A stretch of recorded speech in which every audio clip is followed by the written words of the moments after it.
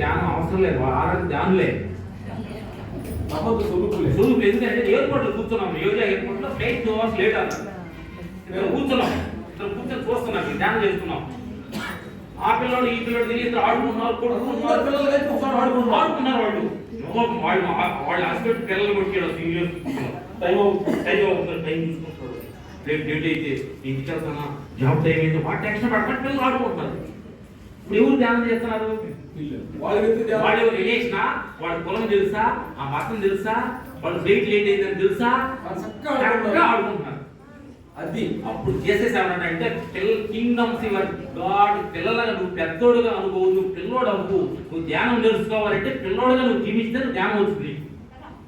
ఏమన్నా చేసేసేమన్నాడంటే ఒక తెలివై నా మార్గంలో పోవాలి అయ్యా, నీ చేసే నీ మార్గంలో రావాలంటే ఏంటి అని అడిగాడు. ఒక ఒంటినైనా సూది బెద్దలో దోచొచ్చు, కానీ తిరిగల ఓడిని నా మార్గంలో రాలేదన్నాడు. తెలియగలవాడు కాబట్టి మనకు అన్ని కష్టాలు, పైసా హాస్పిటల్ అన్ని తెలుగుతొక్కులే జంతువులకి హాస్పిటల్ కూడా ఏది లేదు. ఏ జంతువుకైనా షుగరు బీపీ హాస్పిటల్ ఉన్నాయా, బెడ్ పేషెంట్లు ఉన్నాయా, అవి జంతువులు 5 తెలివి 6 ఇచ్చాడు.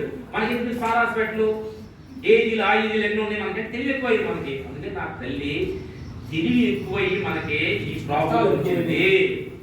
అందుకని నీ తెలివితేటలన్నింటినీ తీసి పక్కన పెట్టి ఆత్మచిత్తులో నాకు ఏమి తెలియదయ్యా, నేను అమాయకురాలని ఏదో ప్రపంచంలో అది నన్ను సూపర్ అయ్యి అంటున్నారు, అయితే నాకు నిజం కాదయ్యా, నీయే తెలియదని అప్పుడు ధ్యానంలో కూర్చుంటే అప్పుడు ఆత్మచిత్తి